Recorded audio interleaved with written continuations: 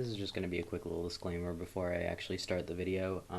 The fic that I'm reading, obviously not mine. They're by Smallbur or Sollicitus. You can find them on AO3. I'm linking the original two fics in the description. They're very good. If you do enjoy this at all, please leave a kudos or comment on the original fics because I'm not the author. I please give the author the credit they deserve because Smallbur, Sollicitus, they're an absolutely amazing writer.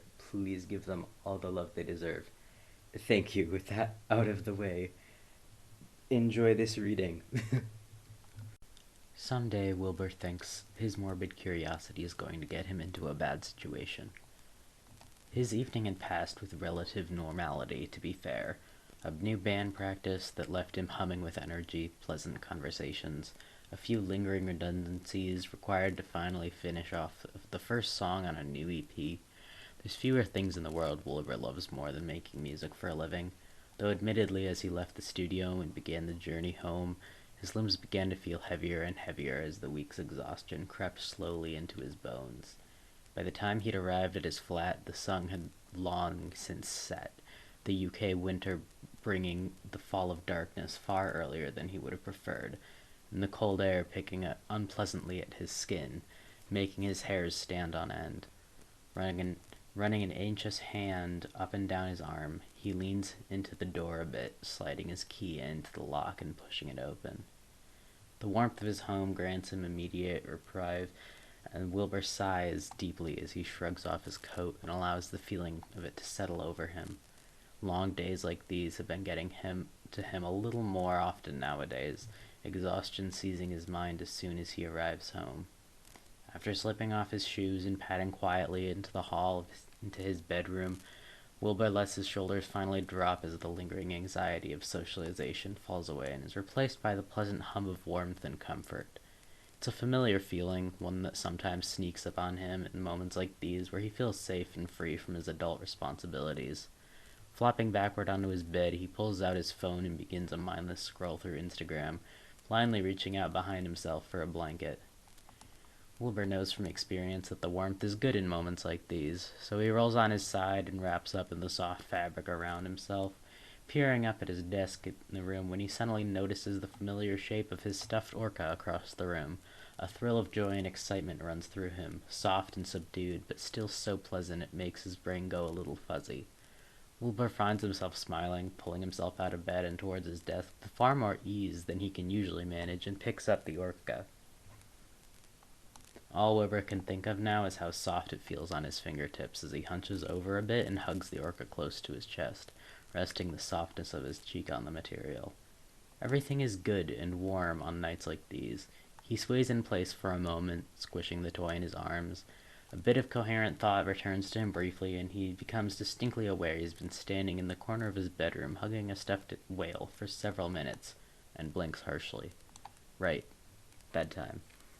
Ambling back towards the mattress, the creak of the floorboards sounding a bit louder than usual, Wilbur finds his mind wandering stubbornly back to the plush toy, staring at it on his lap. His unrelenting curiosity persists through the fuzzy, warm feeling, the more clear-headed part of him wondering randomly if the orca is still even sold. Perhaps a little too eagerly, he quickly find an answer, easing himself into a familiar routine of research so that he won't be caught in an endless loop of thinking about the orca for the rest of the night.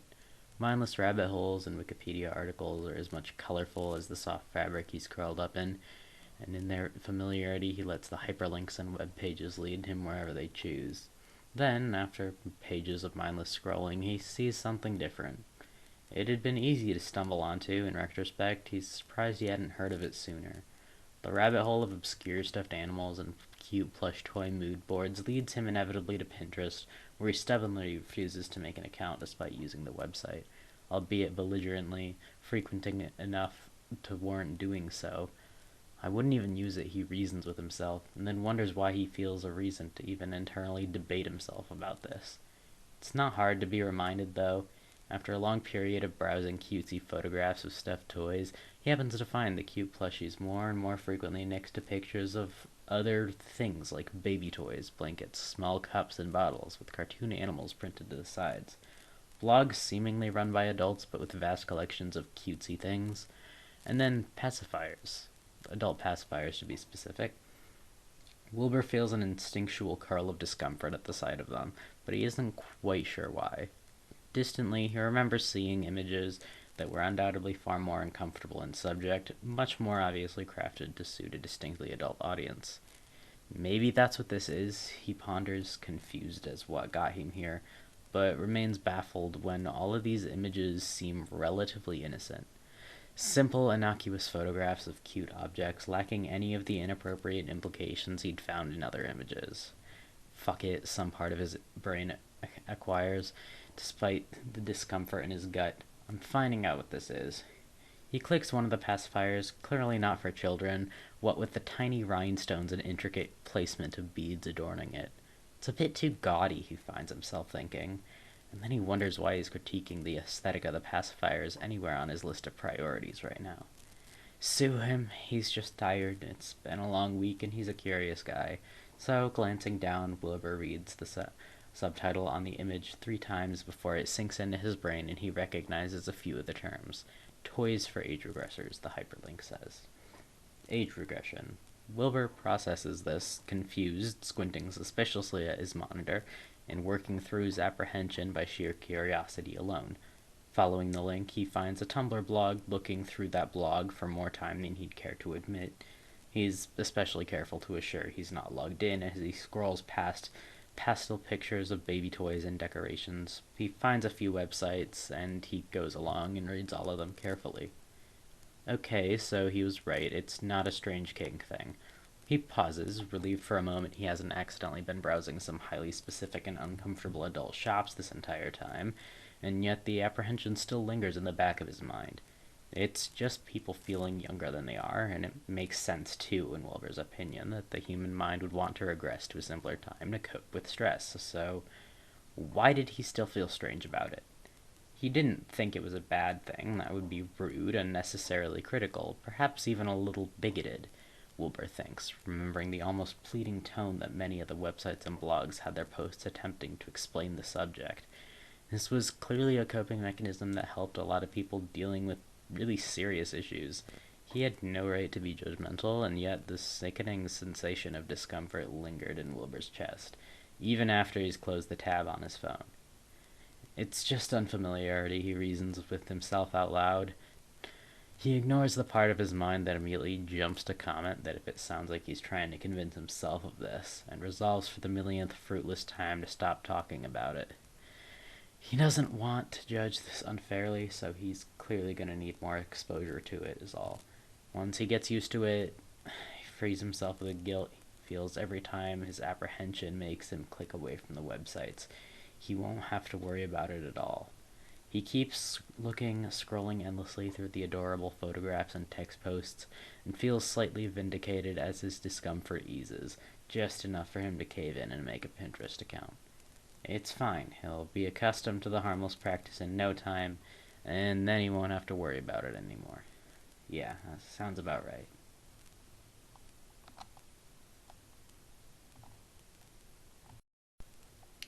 Wilbur's routine hadn't changed much since that night, for better and for worse.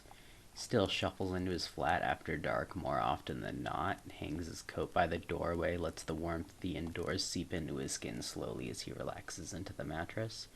Sometimes he'll rest on the couch instead, or linger on a Discord call as he leaves his office, but without fail, every few days, Wilbur finds his mind wandering back to this age regression thing.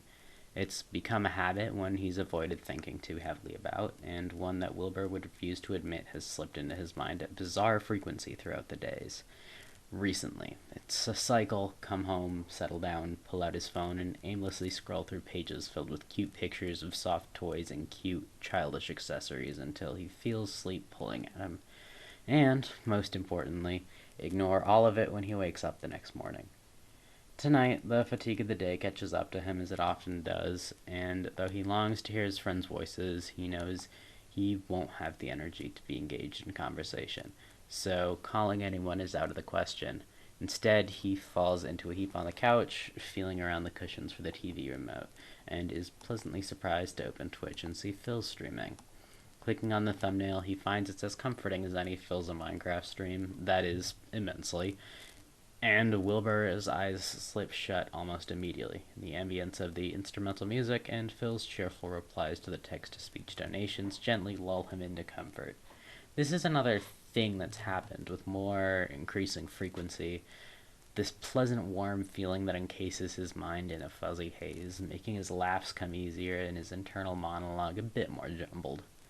It's a good night, Wilbur finds himself thinking, although his blurred thoughts can only seem to articulate it through one word he feels ringing through his body. Happy. The blanket draped across the back of the sofa is soft, Wilbur realizes, and he tucks his body against the couch so that he can rub his cheek against it. Distantly, he hears the sound of Phil humming and satisfying tap of blocks being put down, Phil quietly murmuring boosh, boosh, boosh as he clicks them into place. Boosh, Wilbur finds himself echoing.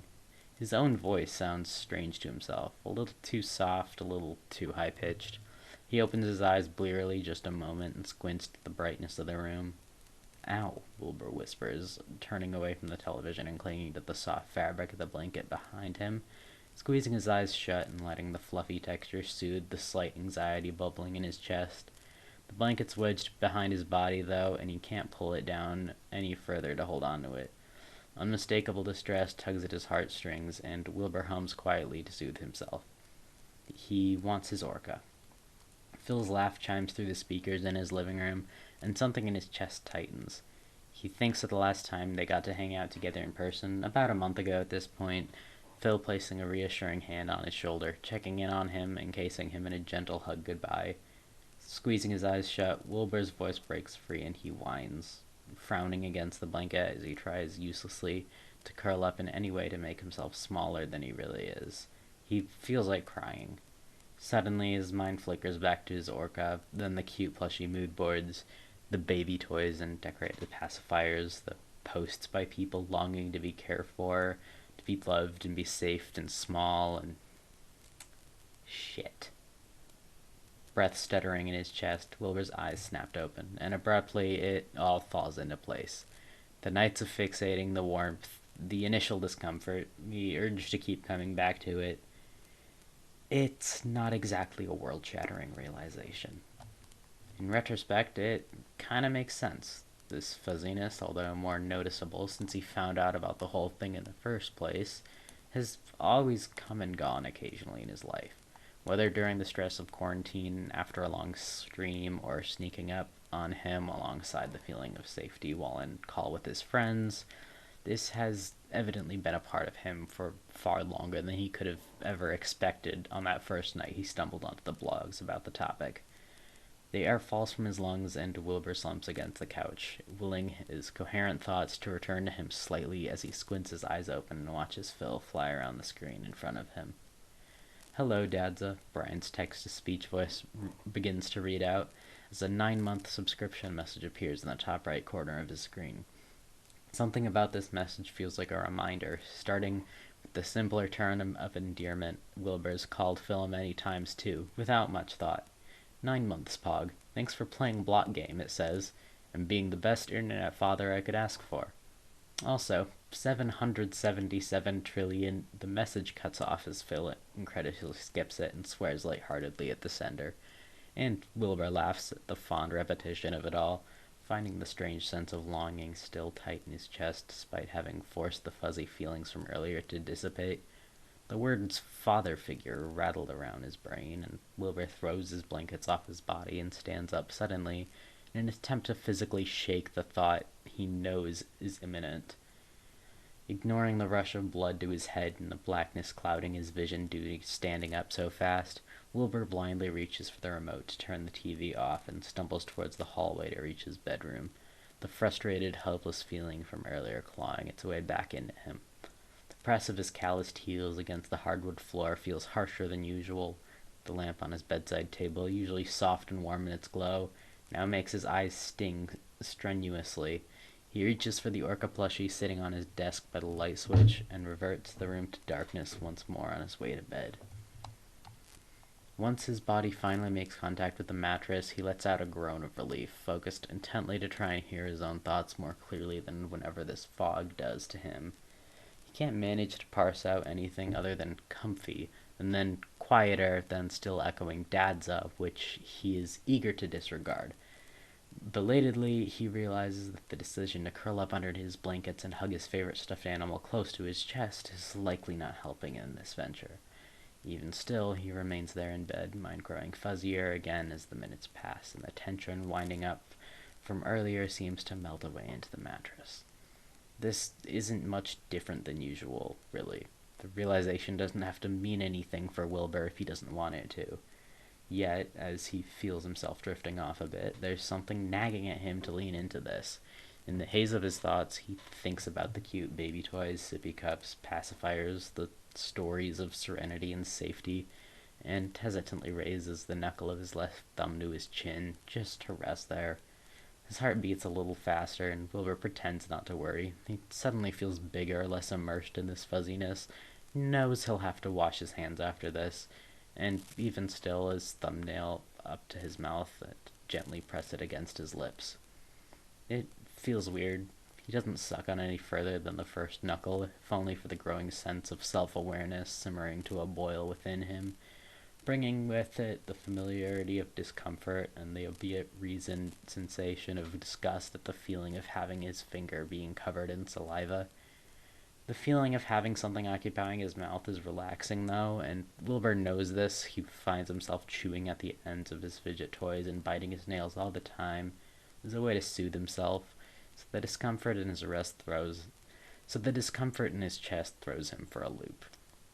Over a week of looking at pictures of items made for infants and children, cataloging and organizing them as he would with other information he enjoys, feeling pleasantly warm all the time, and this is what makes him uncomfortable.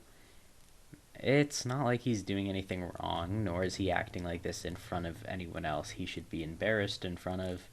He's just not like this, really. The fuzziness, sure, but he's not really like the rest of these people, who clearly need this coping mechanism for much more important reasons than he does. He doesn't need the stuffed toys that fill his chest with giddy excitement, or the miniature cups with cute patterns on the outside, or the comfort of being taken care of someone he feels safe with, or a pacifier. Shame, Wilbur's mind manages to identify, like a child pointing at a dog, through the motion blur of his train of thought. His chest seems to cave in on itself just a little bit, feeling heavier, guilt gnawing at him, and he's ashamed. He imagines the thumb in his mouth as a pacifier instead, wondering how it would feel, curiosity clinging to the idea that despite the revulsion simmering in the pit of his stomach. The orca is soft in his arms. He thinks again of Phil and the text-to-speech message, and the many times he's called Phil Dad already without even thinking about it. The ceaselessly logical part of him is pleased to have an explanation for it. The rest is localized to the burning of his cheeks.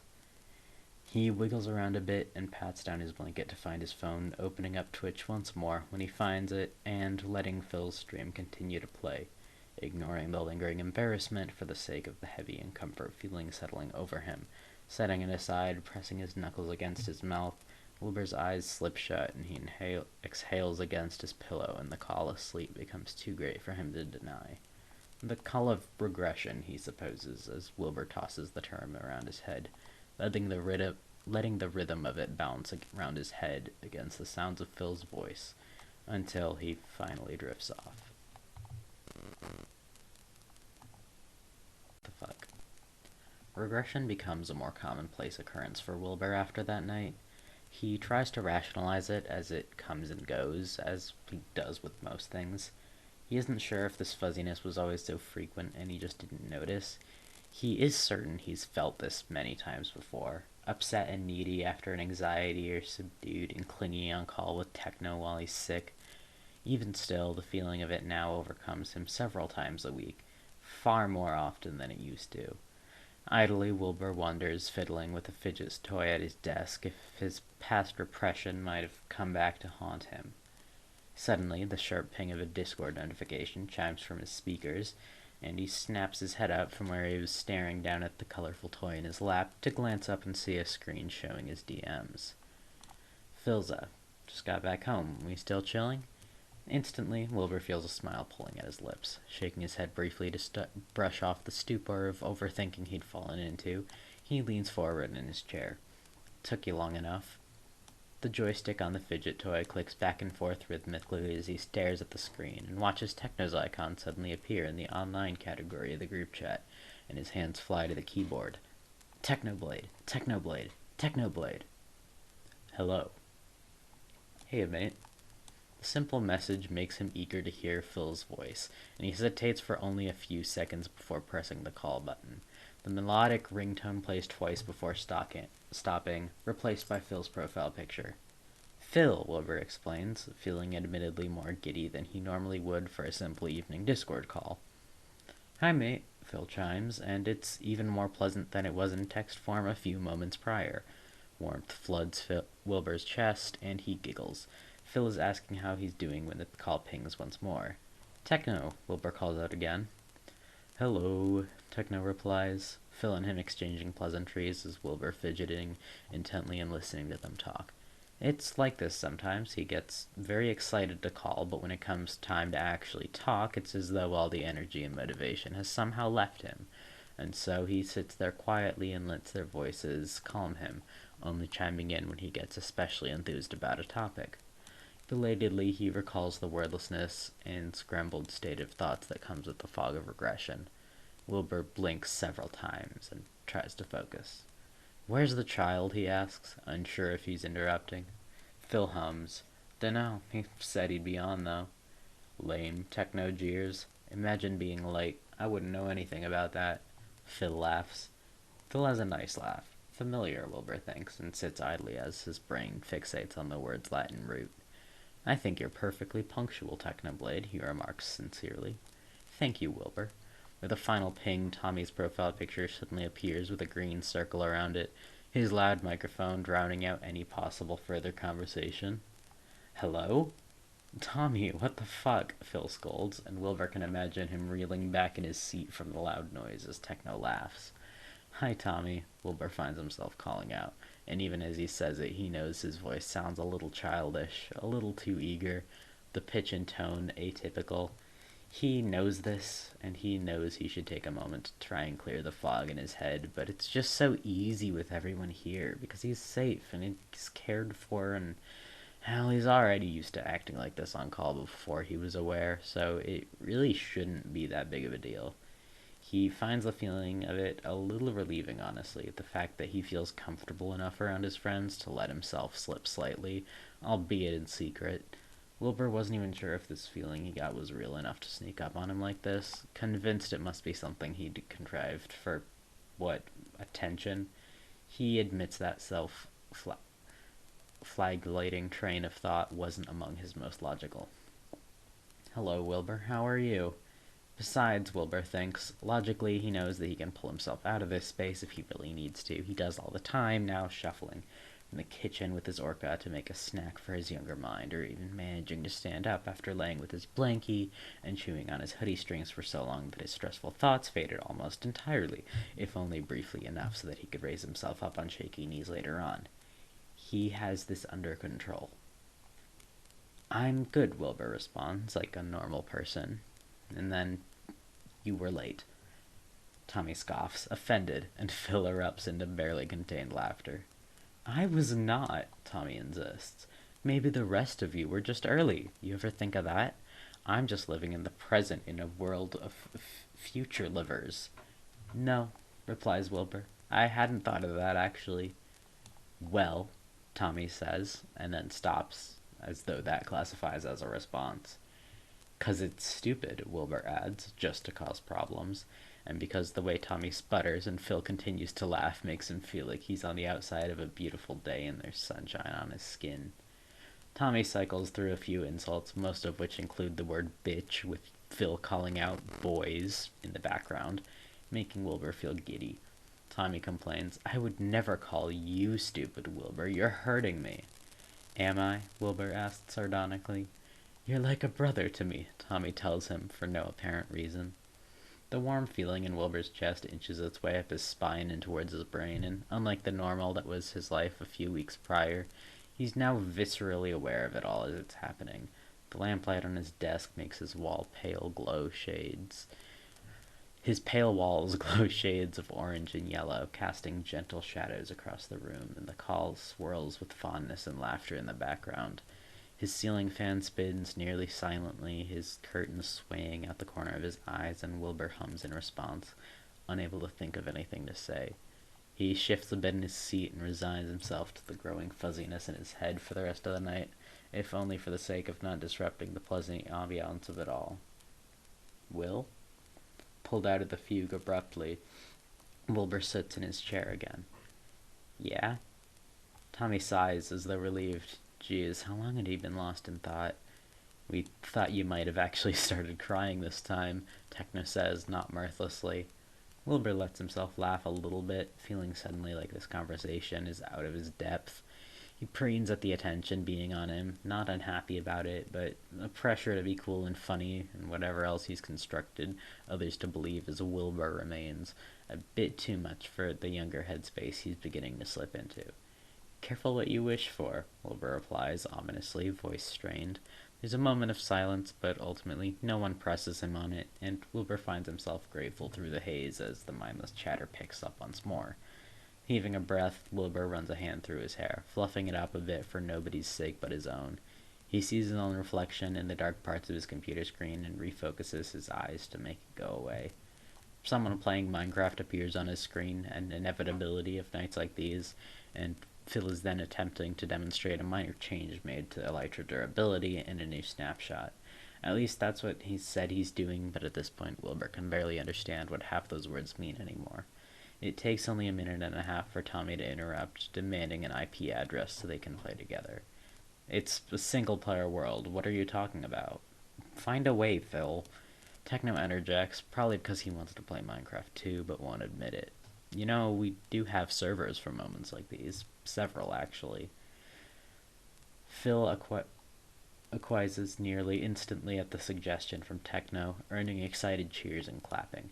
It takes a few moments for the three of them to find their way onto a server, and after only a little bit of heckling, Tommy insulting him with a barrage of curse words and a single "come on" from Techno, Wilbur opens his game too.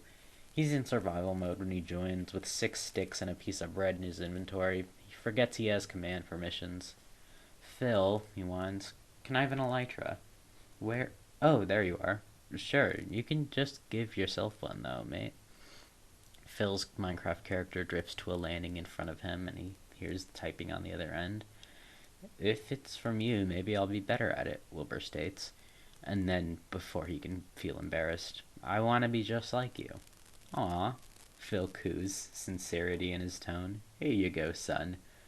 The last part is said with a bit of humor, but all Wilbur can hear is the fond tone and gentle words, and the softness of his headspace suddenly slams into him like a brick wall, and oh, he is small.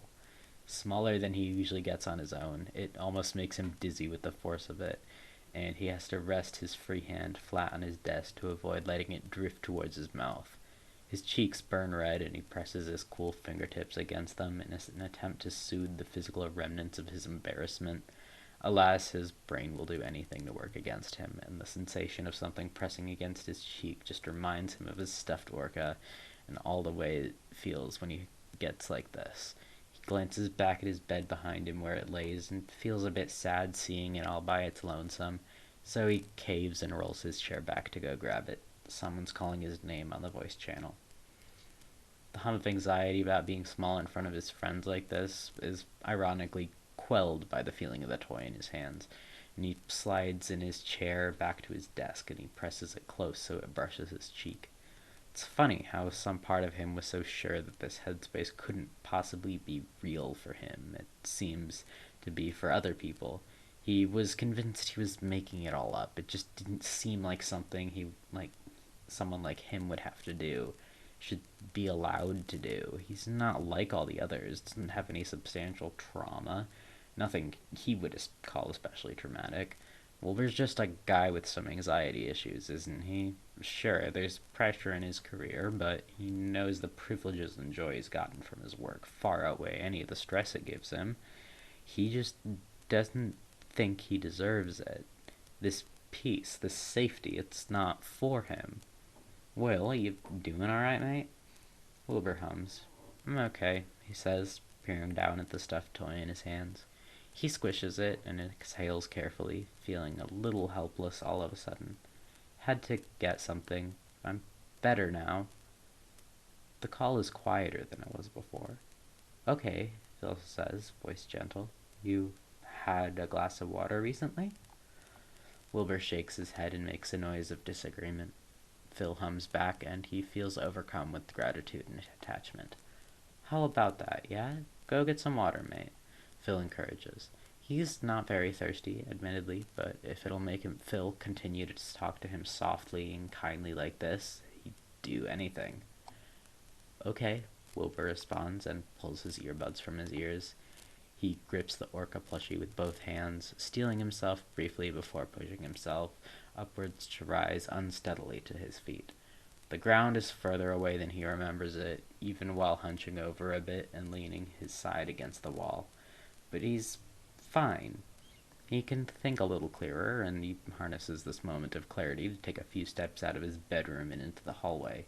The trek to the kitchen is slow, but Wilbur completes it with a relative ease, gently grasping onto the plush toy with both hands, leaning against the countertops and squeezing the small fins on the side as he steps onto the cold tile. The lights are a little too bright in here, the fixtures hanging from the ceiling radiating a harsher fluorescence than the gentle glow of his bedroom lamp, and the hum of electricity from his appliances is a little louder. It takes him setting down the orca on the countertop, reaching for a glass in the cabinet, and standing at the sink for several seconds as his glass begins to fill for his mind to actually return to him. His limbs move a little easier now than they did a few seconds ago. Wilbur takes a swig of the water, the coolness of it making him blink a little harder, and although the lingering warmth still rests in his chest, the overwhelming fuzziness from earlier has subsided a bit. It only took a few moments, and his anxiety rushes back to him all at once, all messy meandering of wonder if he's somehow faking it because of how quickly the headspace had faded away in the rush of shame and fear and thought of rejection. The fog from earlier hadn't dissipated entirely. Wilbur can sense it lingering and impending to return, should he continue to ruminate like this.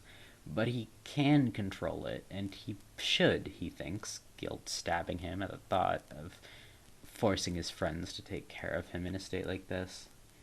Wilbur groans audibly and runs a hand through his hair, glancing over at the stuffed orca on the countertop. Its cute face and beady eyes mock him, remind him of how good it feels to just let go and relax for a little bit. How much easier it would be to care for himself when Phil was there to encourage him. Of how weightless, as Phil called him, son. Sighing deeply, Wilbur stomps over to the orca and tucks it under his arm, walking quickly back to his room with the half-full glass of water in his hand. His nerves are shot with anxiety of explaining himself and potentially being shunned, making the water in his glass sway back and forth the strength of his tremors. Wilbur sets it down a bit too hard on the counter and a drop lands on his arm. He plants himself in his chair and mindlessly sets the orca on his lap, not noticing he's left it there until both earbuds are already in his ears again. Fuck it. He deserves a little bit of comfort, right? I'm back, he announces, the call chiming with greetings far too casual for how strange Wilbur feels about the whole thing. How you doing, mate? Phil inquires, and there's nothing but genuine concern in his voice. Wilbur feels as though he's let him down somehow. It was foolish to expect anything else. Better, he says, pausing, and then adding, sorry about that. About what? Phil asks him. It's a loaded question, and the wordless scrambling of his mind from earlier hasn't left him well enough for him to summon up enough energy to answer. I don't know, Wilbur mumbles and resists the urge to apologize again. Phil doesn't press him much. It's okay, mate. No worries. And that's it. No one berates him, nobody even questions it. Hell, Phil's even nice about it. The water helped him clear his head enough for the rest of the evening to pass without incident, but it's only a matter of time before Phil's kindness comes back to bite him once more. Turns out the next time it happens, about 2 weeks later, it's in person. They're in Phil's hotel room the night after filming the first portion of a particularly exhausting yet fun vlog. Tommy passed out in the room adjacent. The TV plays quietly from its place on the dresser across from where Wilbur lays in bed, glancing between his phone and Phil's movements as he unpacks a phone charger and plugs it into the wall. "Phil," he calls out, to which Phil turns towards him, immediately granting him attention. Too exhausted to look himself, he asks, "Is my blue backpack over there?" Phil peers around the room, glancing behind a chair in the corner. "Which one?" "My bag," he responds, feeling as though his descriptive abilities have left him. "Kinda small, it has my clothes." "Would it not be in your own room?" Wilbur pauses, lifting his head up and staring blankly at Phil. "Oh yeah," he says, feeling a little stupid. "I guess it would be there." Wilbur makes no effort to extricate himself from the blanket mountain he's buried himself under, instead staring with wide, pleading eyes at Phil, who looks back at him with an eyebrow raised. "Phil," Wilbur whines at the sound of his own voice leaving his throat. He realizes it's already too late. The comforting weight of the heavy blanket on top of his body, coupled with the exhaustion from a long day, is begging for him to regress, and he knows it's only a matter of time. He could shove it down, sure, but Phil is here, and he's so nice. Wilbur's shame takes the back seat in favor of letting his small brain's unignorable desire to be cared for take the wheel, albeit with a bit of hesitation. "My bag," Wilbur says again, and Phil just looks about ready to tell Wilbur to fuck off and do it himself, but he doesn't, for some reason. His eyes soften instead, and Wilbur lets the hope in his chest swell. "You want me to get it?" Phil offers, voice quieter than it was before. The fog in his mind grows a little thicker, and it's suddenly harder to speak. Voice small, Wilbur implores, "Please?" There's a long pause. Phil breaks eye contact briefly to glance around the room, at the TV, at his phone, and then back to Wilbur, curled up as small as he can go under the blankets on the bed. The air conditioning unit hums, and there's a distant clink as Phil locks his phone and sets it down on the nightstand. Something in him seems to break. "Okay, where's your room key?" Wilbur thinks for a moment, processing the question like he's moving through molasses. He hums. "Pocket." He maneuvers an arm underneath the blanket to pat his hips in an attempt to find which pocket it's in, wiggling around uncomfortably when he has to turn over to reach the other one. He can hear Phil laughing quietly from the other side of the bed. "You need some help, mate?" Wilbur whines loudly in response, complaining as best he can when his brain is going fuzzier by the minute. Phil's tone is not helping. As he shifts his body, he suddenly feels the sharp plastic edge of the keycard poking at his hip bone, and he makes a celebratory noise before clumsily digging it out of his pocket. He throws his arm out the blanket mound to present it proudly to Phil, who's smiling at him when he does so. "Here go," Wilbur exclaims, ignoring the pounding of his heart, self-conscious from allowing him to act so unfiltered. Phil takes it from him. "Thanks," he says, laughing under his breath. "Good job, mate." Wilbur feels his heart clench and his mind latches onto the praise, suddenly overwhelmed with emotion as he resists crying and reaching out for Phil as he moves to leave the room. "I'll be right back, okay?" And then he's gone. This simple phrase echoes around Wilbur's brain, the fog making it so that he can hardly focus on any thoughts at all except the giddy and warm feeling of validation and safety he gets every time he thinks about Phil's words. To put it lightly, it doesn't help with the encroaching fuzziness whatsoever. To put it more realistically, with his inhibitions lowered slightly by slipping slowly younger, it makes Wilbur's mind wander even further than it usually lets it. Wandering through the mental fog, he stumbles upon images of his body being gently swaddled in blankets, cuddling his favorite toys, and a gentle voice telling him that he's okay, letting him lay on their lap while fingers run through his hair. Guilt lingers in the corner of his headspace, a voice in the back of his mind convincing him that indulging like this should be shameful, and yet it feels meaningless next to the feeling of he gets imagining Phil giving him a tender hug, tucking him under the covers, and telling him he's good. He's just a little baby at this point, and all Wilbur wants is to be cradled and close and taken care of. The world feels like it's gone a bit sideways. He's buzzing with nerves, and yet his mindset is so blurred together like watercolors being painted over without time to dry. Belatedly, he realizes his thumb is in his mouth and pulls out a few seconds later when he hears footsteps down the hall and remembers Phil will be back any minute now. Get a hold of yourself, one part of Wilbur's mind urges him. Dad's up, the smaller one chimes happily as he hears the door creaking open. I got it, Phil calls as he enters the room, walking up to the side of the bed in Wilbur's field of vision. He shrugs the small blue backpack off his shoulder. What did you need? Wilbur ponders aloud, squinting at the bag in frustration with his poor memory. Open it? He asks. God, talking is so hard right now. He's trying his best, and yet his voice still comes out far softer than he'd normally prefer, no matter how many times he clears his throat. Phil reaches his arm around and unzips the largest pocket, the top of his laptop peeking out from the slot inside and in front of it, his stuffed orca popping up into view. Without warning, Wilbur gasps excitedly and flings both arms out from under the blanket, making grabby hands. Phil looks surprised. What's up? Embarrassed, unsure of what to say, and regretting not having named the plushie yet, he points at it and mumbles. Friend. Oh, Phil explains, suddenly smiling again, and Wilbur wiggles happily under the covers as Phil gently hands him the toy, hugging it close to his chest. His brain goes all fuzzy like it did when Phil told him good job earlier, and he closes his eyes and nuzzles his cheek against the fluffy fabric, humming quietly. Distantly, he feels a weight settle next to his body on edge of the mattress. Prying open one eye at a time, Wilbur glances sleepily at Phil, who's sitting on the edge of the bed playing absent-mindedly with the edge of the sheets, looking at Wilbur with an expression he can't quite parse out. Wilbur almost wants to cry with embarrassment and self-consciousness, and suddenly he's afraid he's done something wrong. Wilbur knows he's smaller than he's ever been right now. He knows this isn't like the times he could easily stand or push aside his headspace to get something done. He thinks he might be in baby space at this point. Wilbur didn't even know his mind would even allow him to be so vulnerable, especially not in front of someone else. He hesitates. Dadza? Phil blinks a couple times, torn from his concerned ponderings, and as he notices Wilbur's large brown eyes peering up at him, familiar and comforting despite their unusual glassiness.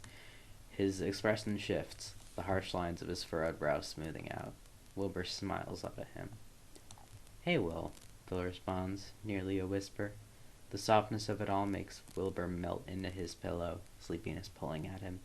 He feels entirely overcome, helpless against the force of this feeling, every part of him screaming to accept this reprieve he's been granted, a moment free from the omnipresent dread and anxiety permeating his every waking moment.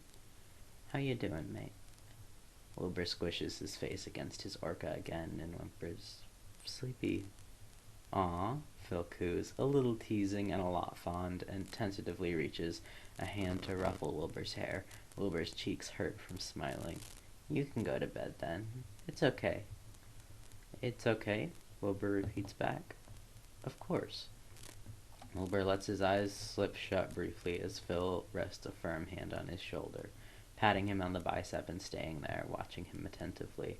When he looks back, that gentle smile is still there, and Phil's moving his hand away to pull the covers up from where they've slipped and tuck him in further. He feels like he's floating. Do you need anything? Phil asks, sounding a little anxious. Wilbur shakes his head against the mound of soft things against his head and mumbles incoherent reassurances into them. The last part of him, left clinging to his dignity, pushes him slightly out of his infantile mindset, just in time for Phil to stand up from the seat of the bed. Thank you, Wilbur says. For some reason, that gets a smile and a breathy, seemingly relieved laugh out of Phil. He gestures swiftly with his left hand in a way that roughly translates to, no big deal, and begins to put some things in his own bag that lie on the nightstand. No worries, son. Whatever you need, I'll be here. Wilbur's eyes fall shut against his own volition, and he can barely feel the ghost of a hand ruffling his hair before the door closes and he's already drifting off to sleep. The next morning, after he slips into Phil's hotel room, he wakes up feeling more refreshed than he has in weeks, and completely forgets about the night prior until he pushes the blanket off and realizes he slept in his jeans. Inexplicable guilt, anxiety, and shame come back full force, multiplied by the fact that Phil is nowhere to be seen, so he'd apparently completely stolen the man's room on top of forcing Phil to take care of him.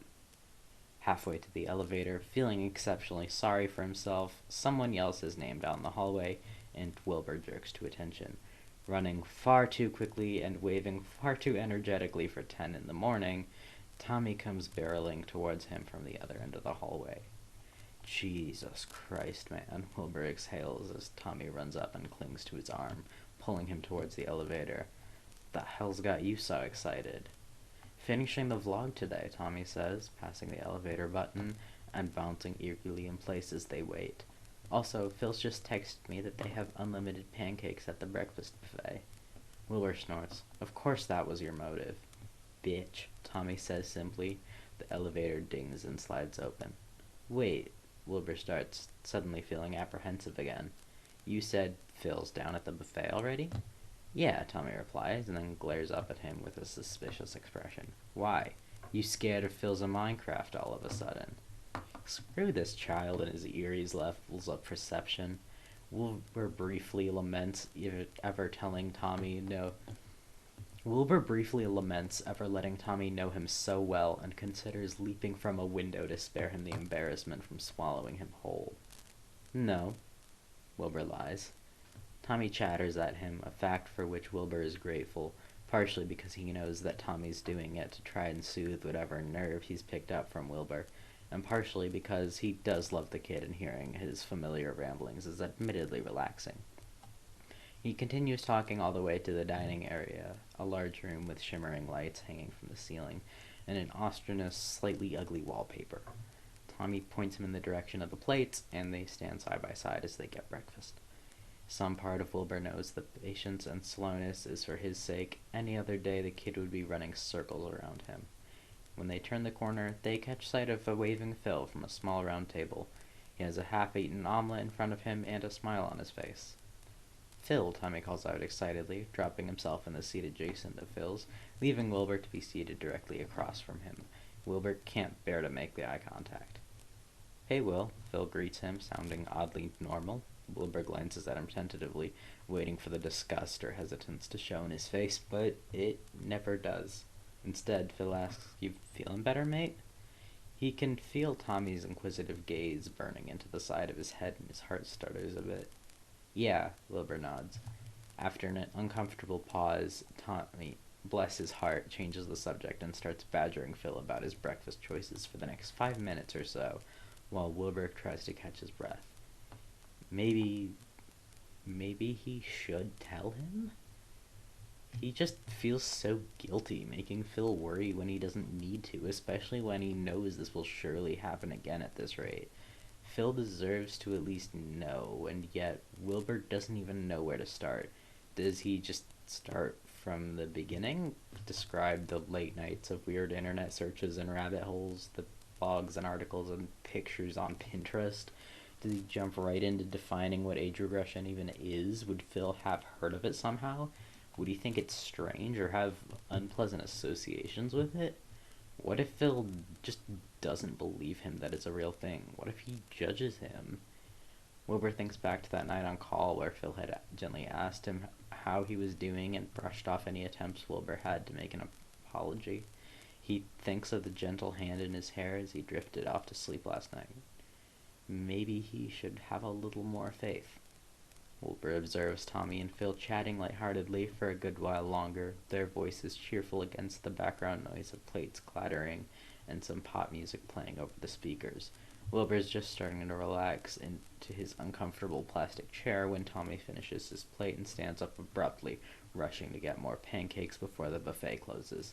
Phil yells at him to stop running, laughing all the while until he finally turns back to Wilbur, whose anxiety skyrockets. Fuck. Explanation. Quick. Apologize. Phil, he starts, looking off to the side, voice a little shaky, but if Phil notices, he doesn't comment on it. I'm so sorry about last night, Wilbur rushes to speak. I was probably being really weird, and I made you take care of me anyways, and I'm really... Will, Phil interrupts him, voice firm. What exactly are you apologizing for? Dumbfounded, Wilbur stutters. Well, what do you mean? What am I apologizing for? I practically kicked you out of your own room because I couldn't just leave you alone and take care of myself. Phil tilts his head, eyebrows pinched together a little. Wilbur, Phil says, and takes a deep breath so Wilbur knows he's in some deep shit. You didn't force me to do anything. I stayed and took care of you because I wanted to. That's it.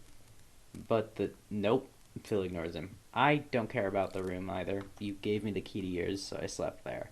Besides, I kinda like that one better anyway. You haven't done anything wrong, so stop apologizing. Wilbur notices Tommy approaching with a plate that has a frankly absurd amount of pancakes on it and decides to concede at least to that, if only for the sake of not making a fool of himself in front of anyone else. I should explain, though, he says quietly. You don't have to explain yourself to me, mate.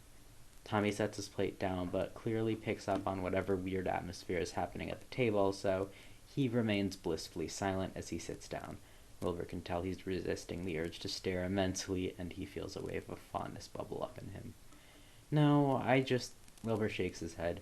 After the vlog, we can call about it or something.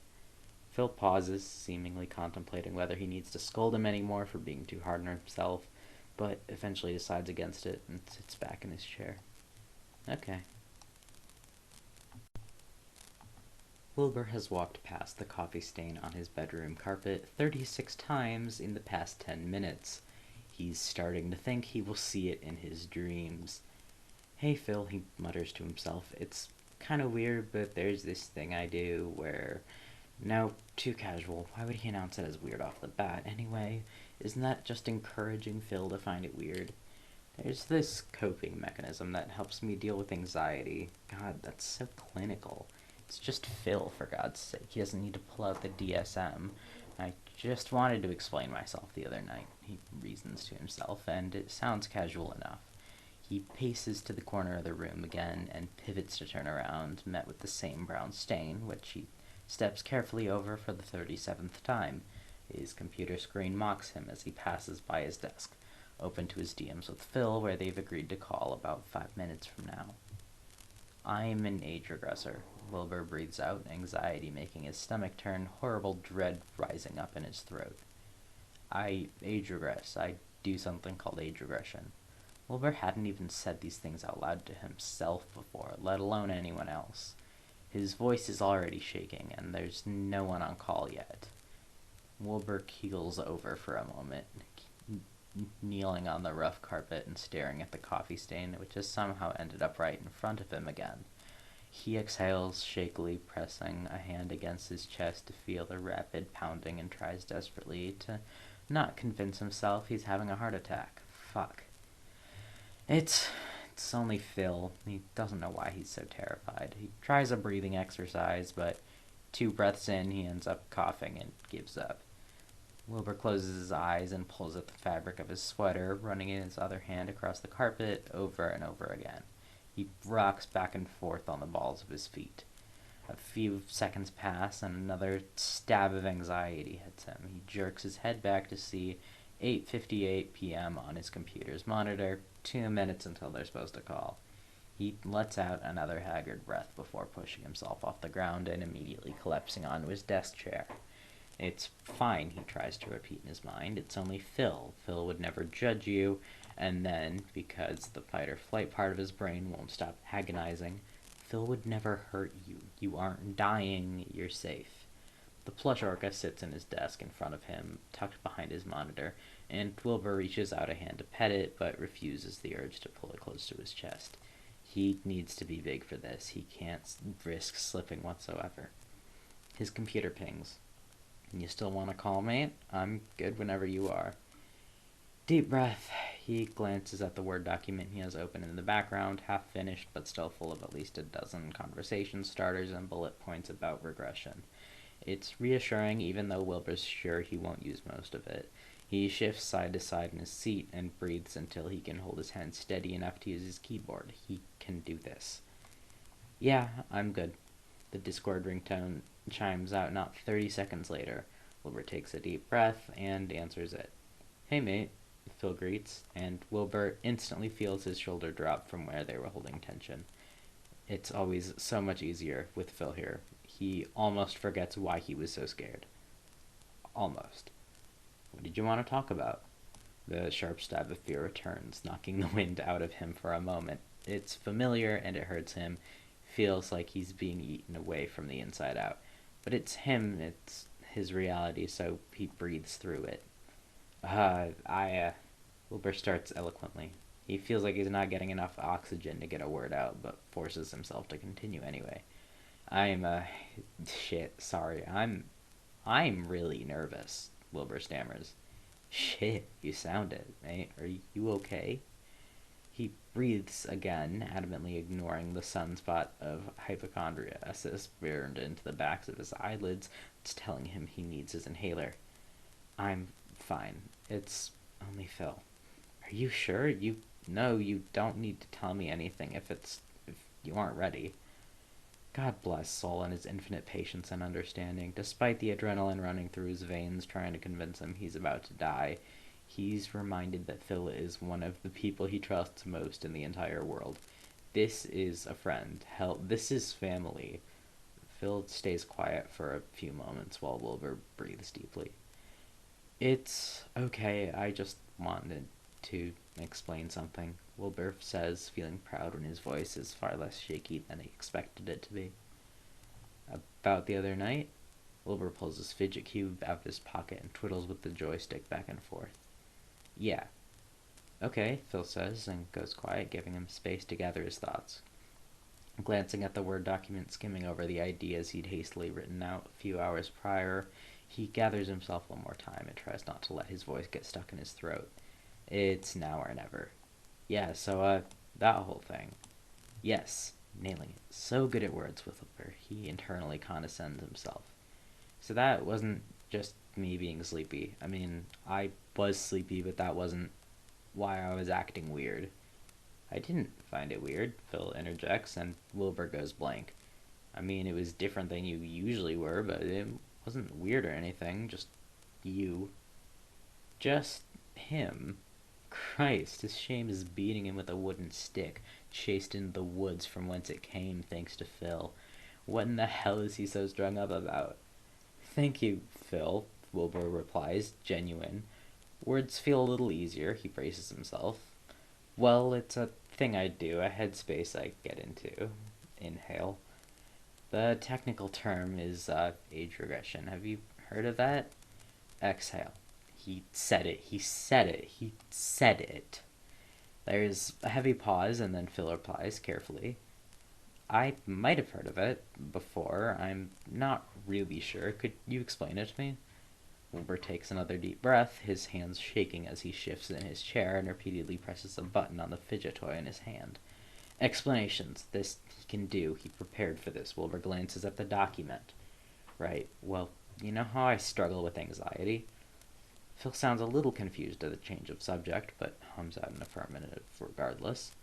So, age regression is like this coping mechanism. Basically, adult life is stressful as hell, right? So, the brain reverts to a younger state to try and alleviate some of the stress. Oh, Phil says, sounding less confused. That makes sense. Wilbur really wonders if it's this simple. It can't be. And Wilbur rushes to clarify. It's not like a sexual thing or whatever fucking age play is or whatever they call it. That's a totally different thing. I figured, Phil agrees. That would be weird because you're like actually in the mindset of a child, right? Yeah, says Wilbur. He laments for the millionth time how Phil somehow always knows what to say. Is it really this simple? Do you Wilbur starts, tentative, waiting for something to go wrong. Do you have any questions about it? It's kinda hard to explain, so Phil hums thoughtfully on the other line. What exactly does reverting to a younger age entail? I can make a guess based on how you were acting the other night, but I'd like to be sure, I suppose. Ah, Wilbur feels embarrassment surging in him at the reminder. Well, it's different for everyone, I guess. People regress to different ages and stuff. He's at a loss for how well this is going. I'm here for you, though, mate. What's it like for you? Wilbur glances at his stuffed orca behind his monitor again, shaking his head, and turned his head back to where he stared at his lap at the fidget toy in his hands. For me, he starts, I regress kind of young. I'm not really sure. It's hard to pinpoint an age, but from what I've read, I guess I'm usually in the headspace of like a 2 to 4 year old, but maybe younger. I think I get into. He hesitates mostly because he's barely figured this out for himself, so it's exceptionally hard to put into words. I feel like a baby too sometimes, but that's hard when I'm alone, so. Aw, Phil downright coos. Mate, that's really sweet. His mind goes blank. Stunned, Wilbur chokes out, "What? Well, you're basically just a little kid, yeah?" Wilbur ignores the sudden wave of fuzzy warmth that hits him when Wilbur says that. Uh, yeah, I like to do kiddie things when I'm like that. You know, cartoons and stuff. I mostly just lay in bed with a stuffed animal though, 'cause I don't really have any kid things. Phil coos again, and Wilbur's traitor heart surges with happiness. Will, I like kids, he reassures. Honestly, in terms of coping mechanisms, like, I don't want to minimize it or anything, but it's kind of cute. Is that fine to say? Is that... Wilbur echoes to himself, shocked. Phil, that's... Of course it's... He drops his fidget toy and covers his face with his hands. He groans. Mate, sorry, did I say something wrong? Oh, groans again. Phil, he whines. For fuck's sake, no, you didn't say anything wrong. Oh, Phil exhales, clearly relieved. Then what? Wilbur pulls at his own hair to ground himself. You always just know what to say, complains, the fuzziness an undeniable presence now, albeit one that he ignores. Even when I slipped back at the hotel, you knew what to say. His voice breaks. I don't understand. There's a pause, then Phil's sympathetic voice. Oh, well. Wilbur shakes his head to himself, unable to shake off the syrupy glee that comes when Phil's being so kind to him. I never judge you, mate. Especially not for something like this. Wilbur wants to cry with the force of his relief. He doesn't even realize he's making a high-pitched, keening sound until Phil is soothing him on the other line. Sorry, Wilbur choked out. I was just so scared. I don't know why. It's okay, Phil says plaintively. It's scary to share something like that. People might not get it, right? Wilbur nods and exhales, pulling his hands away from his face to wrap around himself. A lot of people, he says. It's a weird subject. It's personal, too, Phil adds. I understand, but this really helps you, yeah? Wilbur thinks of all the rumination and spiraling he's avoided these past few weeks, the overwhelming happiness and safety he felt when small, the way the troubles of his adult life seemed to melt away just long enough for him to finally rest. The small moments where the constant chatter of worry fades into the background, where he doesn't shake and tremble at nothing at all, when he can finally leave the house for the next day with a full night's sleep untainted by hypochondriac spiraling and panic-driven insomnia, where his breath is steady and he's not so convinced he's about to die at any given moment. Small moments where he finally lives, exists as purely himself, and forgives himself for doing so. Yeah, answers Wilbur. It's a hell of an understatement. It helps me a lot. Then you've nothing to be ashamed of, Phil tells him, as though it's that simple. And there it is, all the tension of the past month or so falling from his body like a rope-held taut finally coming loose after decades of strain. His heavy breaths and pounding heart feel as though they're slipping out of his white-knuckled grasp, and he lets them go, breathing deeply. I made you take care of me, Wilbur argues with Phil, with himself, with this feeling of love and acceptance pouring into him, a last-ditch effort to resist. I don't want to be a burden. You shouldn't have to do that. He consents, Phil, bristling with a scolding immediately. Will, he says, it was a joy taking care of you. You were very sweet. But No buts, Phil insists. I took care of you because I wanted to, and if you wanted me to take care of you again in the future, I'd be honored. Besides, I don't like the idea of you having to be alone when you're like that anyway. Wilbur is rapidly losing his verbal skills, overwhelmed with relief and confused he's not being made fun of or dismissed. This isn't what he's used to. This isn't what he deserves. Phil takes the pause to mean he's overstepped, clearly. If you don't want me to take care of you, that of course that's fine, he adds hastily. I just wanted you to know that I'm here if you're ever in that headspace and you want somebody there for you. I'd be happy to help.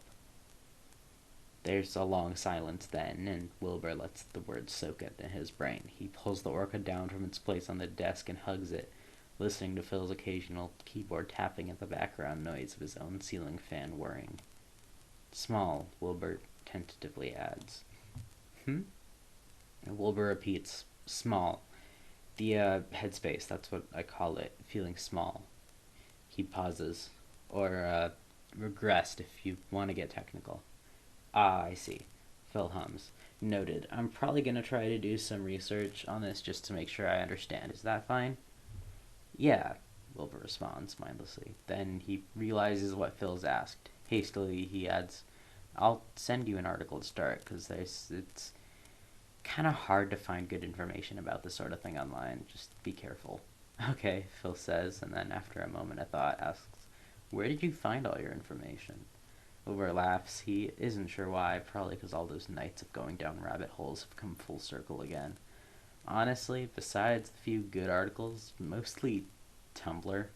Phil laughs lightheartedly, and Wilbur doesn't blame him. Vlogs and things made by other age regressors were the most helpful. When did you figure this out? Phil asks, sounding genuinely curious. Wilbur feels a little peculiar thinking about this.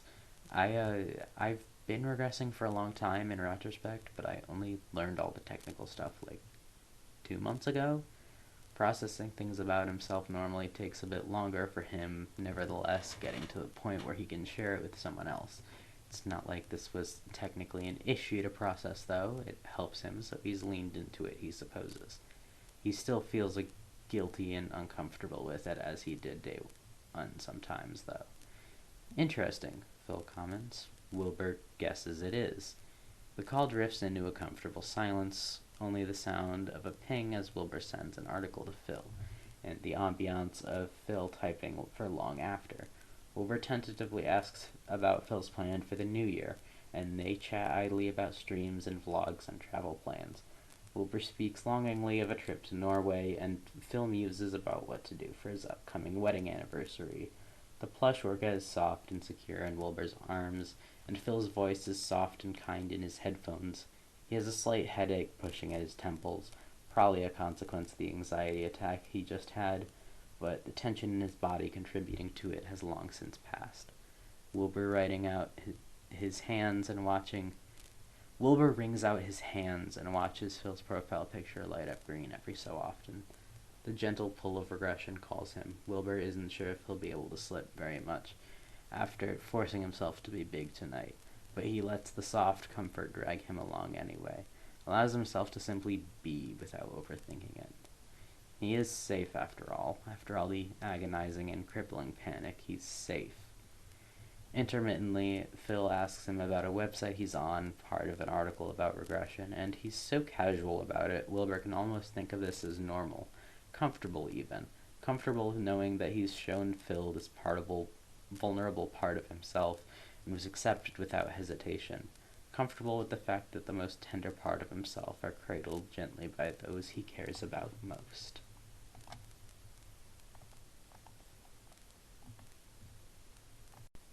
Wilbur's had the same Amazon link open for 3 days now. He can't be blamed for it, really. He's normally quite organized with his computer, can't stomach too many tabs open at a time, and he's strict with what he chooses to bookmark. Wilbur is also strict with his Amazon wish lists, and he's merely unsure of which list this item would even fit into is all.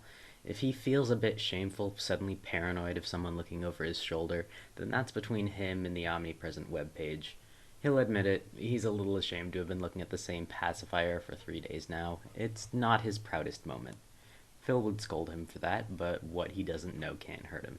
It's been about a week since he told Phil about his regression. They hadn't talked extensively about it since that night, mostly because Wilbur feels too awkward to bring it up, even when he slips a bit on call, the anxiety towards rejection and vulnerability still lingering in him. It's not like Phil's given him any reason to feel that way. The past week had been filled with Phil asking incredibly considerate questions, setting posts and articles about regression to Wilbur and asking his opinion just like they would normally do with memes, news articles, and random tweets. If Phil finds his regression strange, he does an excellent job of adapting it into this sense of normality despite that, and Wilbur is endlessly grateful despite the ever-present paranoia that Phil is simply too nice to say how he really feels. He also feels like he's waiting now, waiting for Phil to finally change his mind about the whole taking care of him thing. Subsequently, Wilbur is trying his hardest not to regress nowadays, even regressing once on his own, ignoring the urge to message Phil and the loneliness gnawing at him for the sake of pride alone. In retrospect, he isn't sure what about denying himself a source of comfort is supposed to make him prideful, but his anxiety rests for no one, including himself, so he's quick to acquiesce to it. Today is a bit different, though. Wilbur is laying in bed rather than at his desk. Light from his bedside lamp warm where it glows yellow, gentle tones on his bed sheets. After suppressing it for a few days, his regression has come back at full force, and if he didn't keep pushing it back, then maybe his brain fog would have cleared by now, and he'd be less exhausted, more energized, safe, and small. That's what Phil seems to want him to think, at least, with all this encouragement to regress whenever he wants to, the constant reassurance that it's totally fine and healthy. It's not that Wilbur disagrees on principle. He knows these things are true, and yet the sickly sensation of shame slowly rising up his spine is unmistakable, even despite Phil's constant validation. Wilbur sighs, shifting in bed, squeezing his eyes shut and trying to quell his racing thoughts for the millionth time that night. He glances over to his monitor, turned off, but knows as soon as he turns it on, he'll be greeted by that damn web page with the cute pacifier all over again. His stuffed orca lies next to him, and he's drifting a hand over it to stroke the soft fabric when he gets a Discord notification on his phone. Speak of the devil, it's Phil. He and Techno have been talking a little while ago about playing some TF2 together, and Phil was messaging informing them that he'd be waiting in the voice channel whenever anyone wanted to join. Phil messaged, "I'll be in VC, Techno." Wilbur suppresses the whine in his throat. He's so floaty right now, and Techno said he wouldn't be on for another 20 minutes or so, and Phil is right there. He stares at Phil's icon in the voice channel for 5 seconds before tapping on it and joining himself. With the fuzziness creeping up on him, it's not a hard decision. "Oh, Will," Phil greets cheerfully after a moment of confusion, having not expected anyone yet. His pleasantly surprised tone makes Wilbur smile. "Hi," Wilbur replies, his voice scratching at his throat. "How you doing, mate? Your mic sounds different. You on your phone?" Wilbur hums into the microphone attached to his earphone, resting on the pillow right next to him. "Yeah," he says, quiet, and then, "I'm laying down." "Oh," Phil calls, and if Wilbur were more in his right mind, he could hear the gears turning in Phil's head. Wilbur hadn't reached out when regressed until now. He had no reason to believe Wilbur is small now, except, well, everything else, Wilbur supposes, aware of how small his voice sounds. "You okay? You tired?" Phil tries, and even through the haze, Wilbur can tell by the question that he's trying to see if it's okay to assume he's regressed just by the tone of his voice. Wilbur's anxiety keeps him just self-aware enough while regressing to focus on the lilt of Phil's voice, as he's not quite let himself slip far enough to become totally incoherent. It doesn't matter how badly he wants to. "I'm small," Wilbur confesses, and feels an immediate rush of guilt. "Sorry." "Hey," Phil reprimands almost immediately. "We'll have none of that, okay? I've said it before, you have nothing to apologize for." Wilbur's too tired, too eager to give in to the fog and floaty sensation of it all to fight back. It's hard to get his thoughts straight enough to manage a response, and he's slipping smaller by the second, so he simply hums again and hopes Phil understands. Phil does, of course, because he's the best. "You're the best," Wilbur slurs. Phil coos at him. "Aw, mate." And he feels his apprehension slowly melting away. A part of him screams in remorse at not having reached out sooner, always regretful in the face of Phil's seemingly endless kindness. "That's so sweet, bud." Phil praises, sounding genuinely flattered by Wilbur's mindless compliment. Wilbur feels himself flushing. Curse Phil and his independent research, which no doubt taught him the positive impact of nicknames like that. Wilbur dreads to know what else he has up his sleeve and ignores the part of him chittering with excitement and relief, the childish section of his brain that can only think of the word dadza over and over when Phil is talking to him like this. How are you? Do you need anything? I can tell Techno something came up if you need me to stay with you. No, mumbles Wilbur, drawing out the vowel for a little too long because he likes how it feels in his chest. Just lonely. Wanted to be small. That's okay, buddy. Be as small as you like, alright? I'll take care of you. Wilbur let himself whine openly at the reminder, feeling a bit watery, a bit helpless and overwhelmed, and a lot small. Shh. Phil hushes him. I've got you. Dad's, Wilbur finds himself whimpering without much thought as Phil continues to soothe him. He pulls his plushie closer and shoves his face against it. If he were any bigger, Wilbur would have noticed Phil locking the voice channel so no one else could join, or the distant clacks of typing on Phil's keyboard indicating a vague message to Techno about how they might need a few minutes before he can join. But Wilbur is small now, curled up with his plush and blankets, pressing them close to his chest and crying with the relief of finally getting to regress. His racing thoughts from earlier have slowed to a steady low hum, certainly not gone entirely, but forgotten briefly enough to grant him a reprieve. Miss you, Wilbur tells him once his shaky cries have evened out.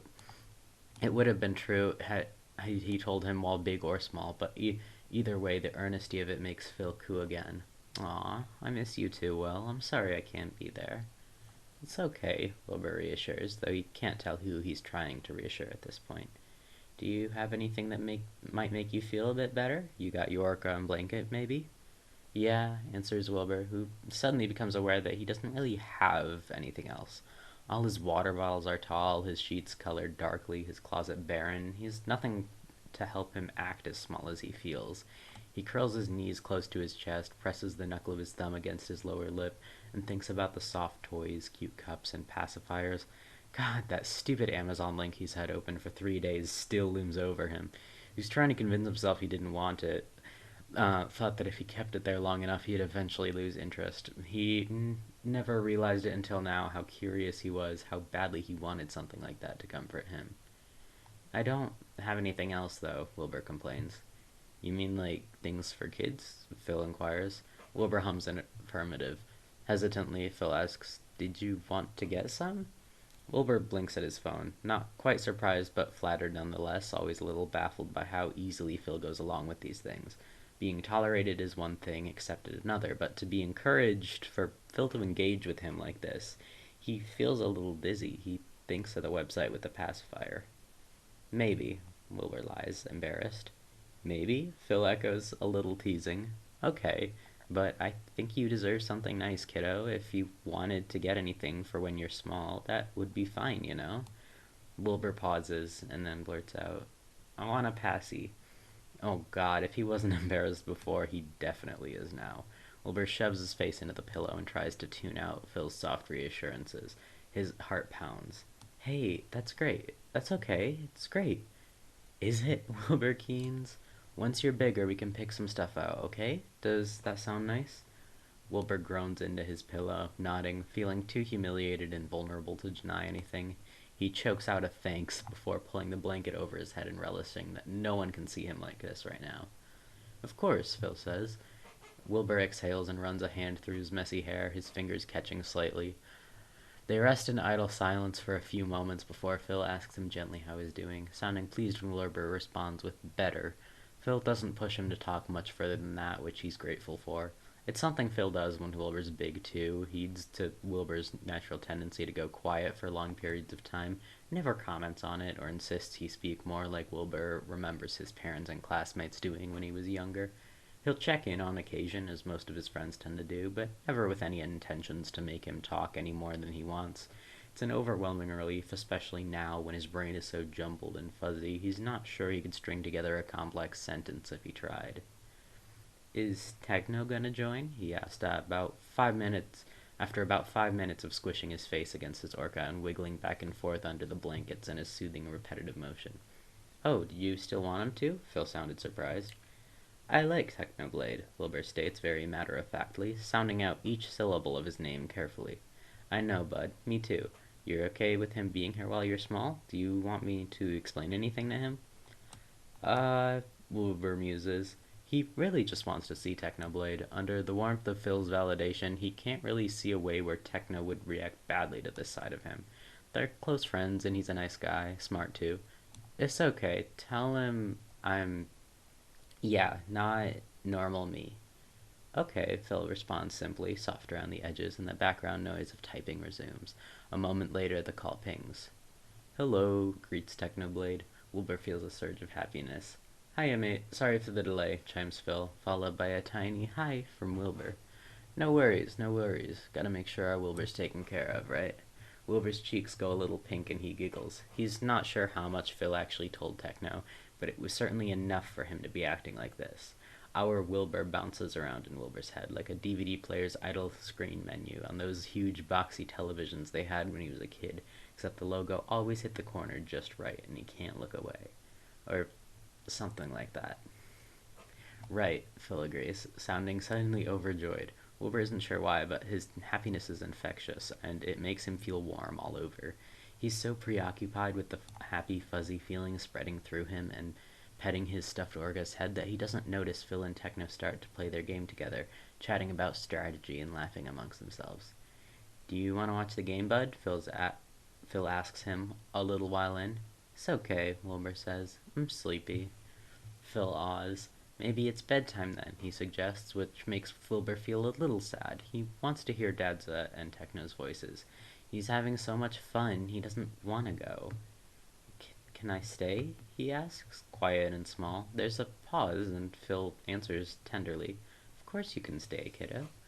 We like having you here, Techno adds. He sounds a little hesitant, his even tone sprinkled with nerves, but the fondness is nothing if not sincere. Wilbur hums into his pillow, feeling pleasantly floaty. His brain fog and exhaustion have cleared to simple relaxation and sleepiness. I'm gonna go night-night soon, remarks Wilbur, already drifting off. Sleep's important, Techno states. It's okay? It's okay, Techno says. Sleep well, Will. Phil tacks on. Wilbur feels bombarded. His phone keeps falling out of his hand and he drifts in and out of consciousness. Love you, Wilbur says to no one in particular. I love you too, buddy, Phil responds. Love you too, Techno echoes after a pause. Get some sleep, kid. The godforsaken thing gets delayed in transit, curse the damn postal system. Once Wilbur told Phil about the pacifier he'd been looking at, carefully excluding the part about not closing the tab for several days, Phil had insisted he get it for himself, resisting Wilbur's apprehension.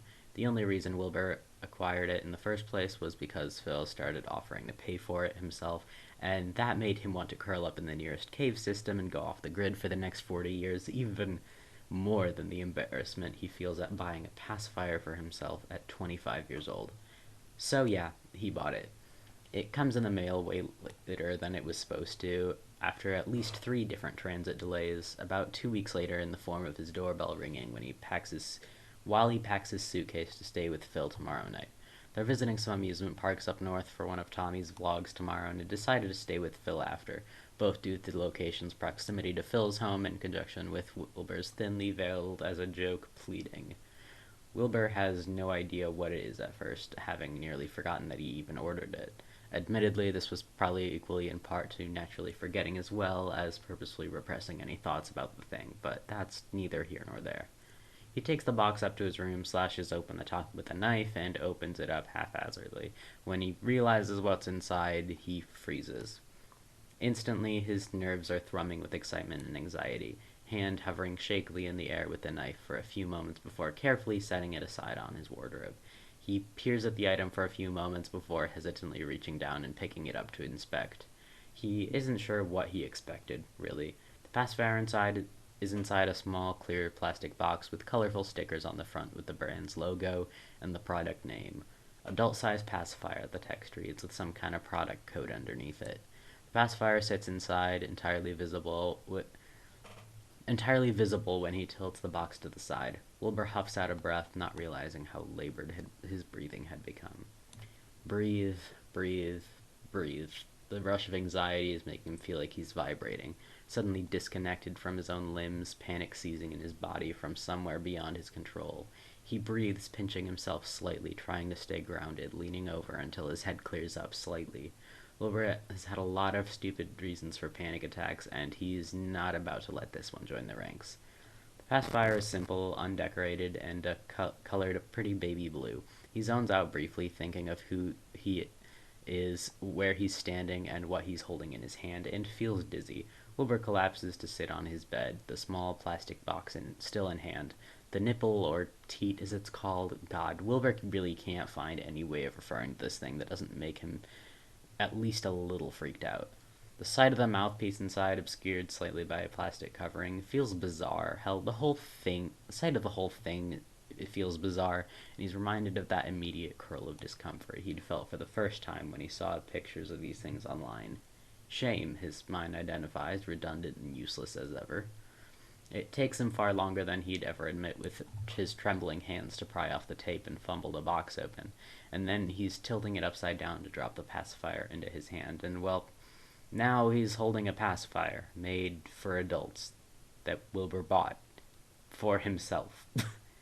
Wilbur isn't sure if it's just less intimidating now it's out of the box, or if the rush of distress to hit his nervous system had made him go numb, but he does feel slightly less freaked out than before. He stares at it, turning it back and forth in his hands, fiddling with the ring. The mouthpiece is covered by a plastic part that snaps into the guard, and Wilbur hesitantly pulls on it until it comes off.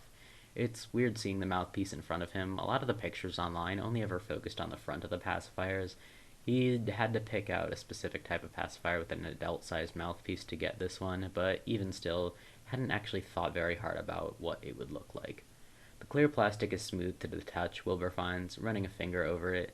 He tests the give, finds it firm yet rather flexible, and squeezes it between his fingers, feeling it move and squish. It's weird. He tries to imagine it in his mouth and then shakes from his head. Wilbur knows he needs to at least wash it first. Plus, he isn't even small. He's better off keeping it away until he gets back from his trip. But it's right there in his hands, and like how he justifies all of his worst decisions, he's curious.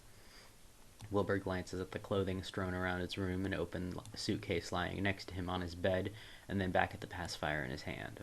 Fuck it. Wilbur stands up a little too quickly, pacifier in hand, stumbling over to his bathroom. His curiosity is seriously going to get him killed one of these days. He washes the thing carefully with warm water, getting used to the feeling of it in his hands. When he comes back into his bedroom and sits on the bed, he feels a little silly. He's not small right now, scatterbrained at worst, so Wilbur isn't even sure he's going to like the feeling of it in his mouth, but he's curious. God, he's curious. So Wilbur lifts it to his lips and places the mouthpiece in. It's as simple as that, really. The flat of it is a bit bigger than he anticipated, the sides of it brushing at the inside of his cheek. It's strange. It doesn't fit perfectly against the roof of his mouth right away, and it's weird having to move his tongue down to hold it in place, but it's fine. Wilbur hadn't considered that it would even have a taste. It doesn't really, it just feels like flavorless, smooth plastic in his mouth, which is admittedly peculiar, but not unpleasant by any means. It's a strangely neutral experience, and he readjusts his mouth and fiddles with it to try and make it feel more comfortable. He almost begins to find it relaxing once he settles it comfortably between his lips and is able to suck on it a bit. Almost. Like it or not, Wilbur doesn't feel small at all right now, and he's never tried to push himself into the headspace without already being there, at least minutely, so he figures he'll just try again another time when he's feeling smaller. He supposes he could try to voluntarily slip a bit, but he glances at the clothes still scattered across his room, his eyelids a little heavy, and decides against it. Ignoring the strange urge to look at himself in the mirror with it, he pulls the pacifier from his mouth, finds that he misses the feeling of it just a few seconds, and replaces the plastic cover over the mouthpiece, tossing it onto his desk. Checking his phone, he realizes it's far too late and he still has a train to catch tomorrow morning, so he tosses a few things into his suitcase before setting it aside and resigning himself to finishing packing tomorrow morning before he leaves. Exhaustion pulls at him, and he stares at the pacifier one more time before turning off his lights and throwing the covers over himself. How the hell did the pacifier end up in his bag? Wilbur stares, baffled at the item sitting shoved underneath his sweatpants he'd come upstairs to look for in his bag. It's 10 in the evening, the blackness of the night barely visible through the gap of the curtains of Phil's guest bedroom. A perfect impromptu mirror for Wilbur to glance at his own puzzled expression. Shit, he knows he wasn't the most put together this morning, perhaps a slight understatement, what with the sleeping through his first alarm and flinging every item of clothing in sight into his bag before sprinting out the doorway to reach the train station in time. He'd made it for what it was worth, but somehow in the mess of all his bizarre priorities had somehow possessed him into packing the accursed pacifier too. His plush orca is in there too, which he'd packed very much on purpose, as opposed to the offending item in question. Seeing the two things next to each other reminds him it's been nearly a week since he last regressed, and he's suddenly overcome by the vision of himself cozied up in Phil's living room with the two things. He squeezes his eyes shut to try and force out the thought. Phil, who's downstairs with Kristen and Tommy right now, probably finishing up the movie they'd been watching earlier. Phil, who'd taken care of him before and told Wilbur he'd be happy to take care of him again. Fuck, no, he's not slipping, especially not with Tommy in the house, too. Wilbur shakes his head and pulls the sweatpants out of his bag, watching the pacifier drop to the bottom. He's got this under control. It doesn't matter that he definitely could use some relaxation after a whirlwind of a day he'd had, filled to the brim with scheduling problems and putting on a front for the camera. It doesn't matter that Tommy is such a good and loyal kid that Wilbur knows deep down he'd never judge him for anything like this, or... No, he won't go down that route of thinking. Reminding himself of the makeshift family that he'd built for himself with string and Polaroid, phone calls and chat messages, it's definitely not helping in the floaty brain department. Tommy is a problem for another day. He'd be lucky if he makes it an hour without slipping at this rate. Quickly changing into more comfortable clothing, Wilbur adamantly keeps his eyes up as he leaves the room and trudges downstairs to join the rest of them. He doesn't look back at his bag, where the cute face of his plushie sticks out the top. He doesn't think about the pacifier at the bottom, and he flops onto the sofa next to Tommy and tries to engage himself in whatever it is he's rambling loudly about. Tommy, you're gonna get stabbed doing that, Phil says, laughing. Something about a video idea for Tommy's next milestone. I haven't gotten stabbed yet, Tommy responds. He has a point, Wilbur agrees, entirely unsure of what he's agreeing to. The room fills with Phil's incredulous laughter and Tommy's endless chattering. It quickly turns to cheering when Kristen walks in the room and encourages him too, carrying a blanket, which she drops on Tommy's lap. Thank you, Kristen. You are the only one who understands me. Hey, Wilbur says, offended. I sided with you too. He pulls the blanket a little when Tommy unfolds it and drapes it over himself. Get your own blanket, bitch. It's way too big for you. Look at it. I'm a big man, Wilbur. Bigger than you'll ever be. That is just objectively untrue. Boys, Phil interrupts, and the worst part is how stupidly familiar it all is. Share the blanket, Tommy. The petty argument and his cheeks sore from laughter. Phil's light-hearted scolding that instantly reminds him why it's so easy to go fuzzy-minded around them. Tommy apologizes half-heartedly and lifts his arm to let Wilbur pull the blanket for himself, and they settle down. Kristen's just started a new movie, a weird one they'd apparently found on Netflix while Wilbur was upstairs getting changed.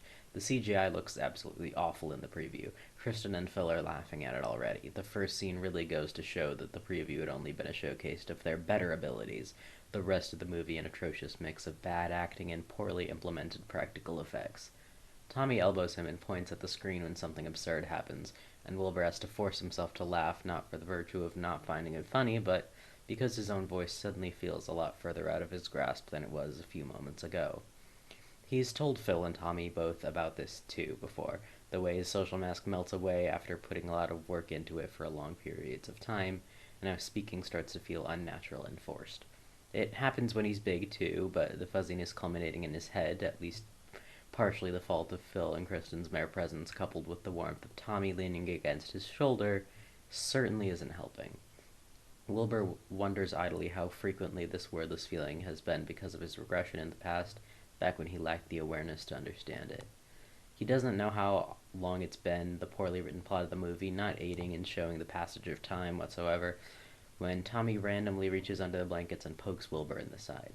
Bristling with annoyance, he jerks away and sits in confused silence as Tommy fumbles for Wilbur's hoodie pocket with no regard for personal space and digs around inside until he pulls out a fidget toy, holding it up to Wilbur, who stares at him blankly. "You were biting your nail," Tommy tells him. Wilbur blinks, suddenly aware of his limbs where they weren't before. He has one arm crossed over his chest and the other propped up, with the tip of his thumb pressed between his lips. His teeth aren't even close to biting the nail, the flat of his finger simply resting there. A sudden and overwhelming surge of embarrassment runs through him. Shit. Tommy looks at him, eyebrows pinched together, hesitating for a moment. I thought... Guilt prickles its way up his spine, and he shakes his head to try and clear the foggy sensation that had been sneaking up on him. He quickly reaches over to take the toy from Tommy's hands. Thank you, Tommy. Wilbur forces himself to smile, wants Tommy to know that he is genuinely grateful for his thoughtfulness. He thinks briefly to himself about how this action is probably supposed to come a lot more naturally to him than it does, and then ignores that thought. Tommy just nods, yawning and turning back to face the screen. Wilbur stares down at the toy in his lap, trying to somehow physically diminish the heat in his cheeks, noticing Phil watch the two of them in his periphery. He wonders, conflicted, if Phil had seen him earlier. The clicking of the button toy on the clicking of the buttons on the toy as he fiddles with them placates the trembling in his hands. He wonders if Phil thinks he's regressing. Wilbur knows he's beyond saving when Tommy starts falling asleep on his shoulder, heading off to bed after a light nudge from Wilbur and some soft suggestions from Phil. "Good night, mate," Phil calls, Kristen echoing it at his side, as Tommy stretches out and waves as he walks slowly up the stairs. Their voice is soft and kind. He feels a little sad without Tommy's warmth at his side, and the gentle voices lull Wilbur further into his haze. Wilbur pulls the part of the blanket draped over Tommy's cushion towards himself and puts both his feet up onto the couch. He presses the side of the fidget toy again against his lips like he has a million times before, familiarity comforting, but his hyper-awareness of Phil and Kristen on the other side of the couch send rushes of anxiety down to his fingertips. His mind screams a tug-of-war, simultaneously longing for Phil to notice that he's not so big anymore, yet scolding himself for being so vulnerable and embarrassing. The rest of the lights are back on, and there's those soft voices again talking on the other side of the room. Wilbur peers up to find that the credits for the god-awful sci-fi movie are finally rolling. His thoughts are slow, drifting by him peacefully like jellyfish in one of the tunnels at the aquarium, a pleasant murmur of moving water cascading across his awareness. He drifts further into it. There's a weight on the sofa to his right. "Hey, mate, you tired?" It's Phil and his kind eyes, and a hand on his shoulder. Wilbur shakes his head and turns to lean against the back of the couch, curling in on himself. He really doesn't want to talk right now. He doesn't even know if he could. "You feeling small?" Phil asks. The nail hit right on the head and hammered straight through the yearning in Wilbur's chest. Phil has gotten relatively good at this kind of thing in the past 2 weeks or so, picking up on Wilbur's mannerisms and asking questions to try and understand regression the best he can. The effort he's gone to is unbearably flattering as much as it is embarrassing. Wilbur nods. The soft warmth in his chest is all around him now. The fabric of the couch is like a cloud. "Aw, all right. Thank you for telling me. Are you too small to talk, bud?" Wilbur nods again, whimpering, helplessness bubbling up as tears in the corner of his eyes. He drops the toy in his lap, ignoring the last remnants of humiliation, pulling at himself to restrain, and hesitantly holds out both arms for Phil. Something in his expression seems to break Phil. "Oh, Will, baby," he coos, his voice oozing safely and pure, undiluted love, and pulls Phil into a hug.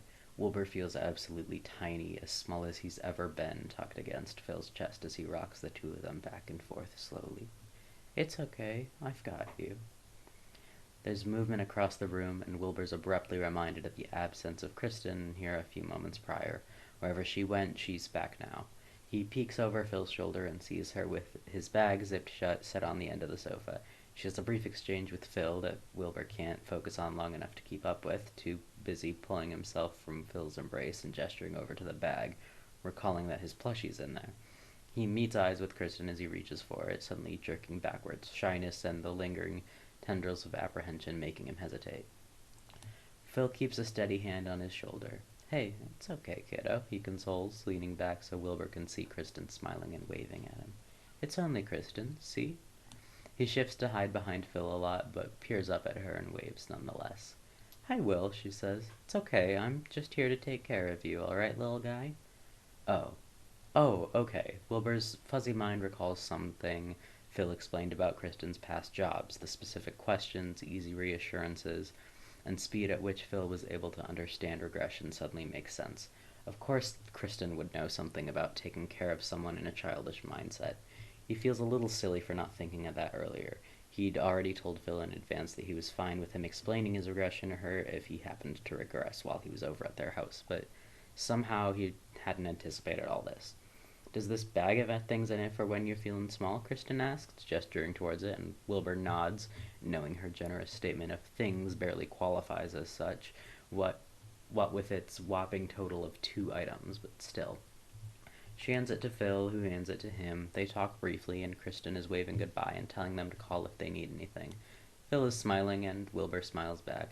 He doesn't really think about it when he unzips the bag, Phil helping him pull out the plush orca and handing it to him. He wasn't thinking very hard at all about anything until he peered back and was reminded of the panic-wrought indiscertions of his past self. Such indiscretions referring to, of course, the pacifier, which is still very much resting at the bottom of his bag.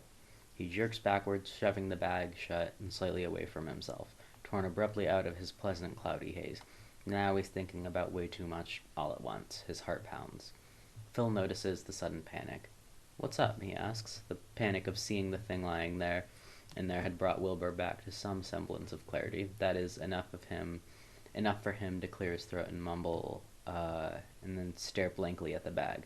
Phil notices everything apparently, including his white-knuckled grip on the sides of the bag, holding the top of it shut. "You can put your bag away if you want. I'm not gonna look inside or anything if you don't want me to." Oh, this kind, poor soul, how Wilbur wishes he could explain the thoughts running through his head right now. Thoughts like, "I kind of want you to look, and I am so small, I just want to be small. Please let me be small, and dadza, and oh my god, this is so humiliating. I wish I could fit inside this backpack and melt away." Hesitant, Wilbur pries his hands apart and reaches inside the bag. He steels himself, trying to breathe evenly. When he pulls out the pacifier, Phil's eyebrows raise, and he seems surprised, but he almost immediately starts talking again, not giving Wilbur enough time to even wonder if he's horrified or disgusted or confused. "Aw, mate, you didn't tell me it arrived," Phil says, and Wilbur's completely baffled at the excitement in his voice. Perhaps he should stop being so surprised by Phil's unconditional support. At this point, he nods. "Yesterday," Wilbur croaks out, his voice shaking a little, and Phil's hand on his shoulder squeezes. "Did you want to use it?" Wilbur stares at it, avoiding meeting Phil's compassionate gaze. His face burns with shame, and he looks at his lap and nods. "Need to wash," he mumbles, picking up his orca, still looking down. It's all coming to a head now, the stress of the day seeping into his bones and making him jitter with anxiety, the exhaustion of performing for the camera, and the gentle aura of safety as soon as he stepped foot into Phil's home. The way the floaty cloud of safety had been suddenly ripped from him by the humiliation of seeing the pacifier again. Wilbur holds back the whine building in his throat, feeling his lower lip tremble, and the gentle ebb and flow of his thoughts from earlier becomes deafening, the aquarium glass holding back from slipping any further starting to crack. He's not small enough, he just wants to be smaller, he just wants to be safer. "That's okay, I can do that." Phil attempts to pull away to get up, getting only so far as a few inches away before Wilbur wails loudly and collapses against him in distress. "Dadza," he cries, the anxiety pushing him over the edge, clinging to Phil, overwhelmed by embarrassment and stress, needing nothing more than to simply be small and cared for. Hey, I'm here, Dad is here." Phil's voice comes out strained, sounding nearly ready to cry himself. He shifts back towards Wilbur to hold his shaking form closer, the gentle tide of parental instincts crashing onto shore in a tsunami. He reaches one hand back to fumble for his phone, sending a certainly barely comprehensible message to Kristen, and then moves his hand to pat Wilbur's hair gently, who keens and whimpers, repeating "Dada" in warbled tones. "You're safe, baby. I've got you. I'm here. Breathe." Wilbur sniffles and whines again, a bit quieter, resting more of his weight against Phil and gradually relaxing as the hands gently sift through his curls.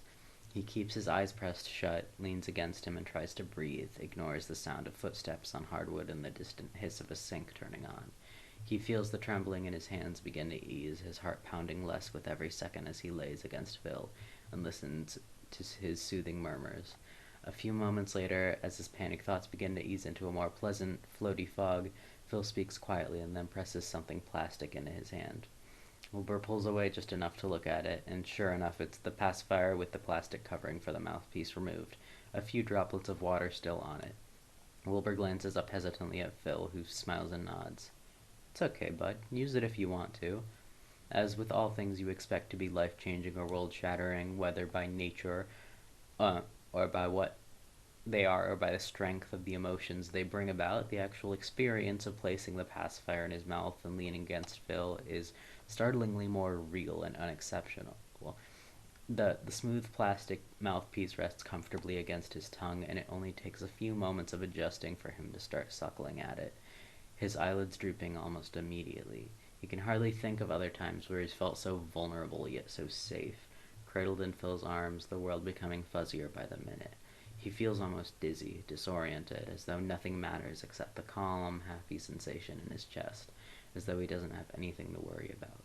Phil coos and pats him on the back. Everything feels too soft for him to question, for him to feel embarrassed about anymore. There we go, sweet baby. Phil's tender reassurances float around him. Oh.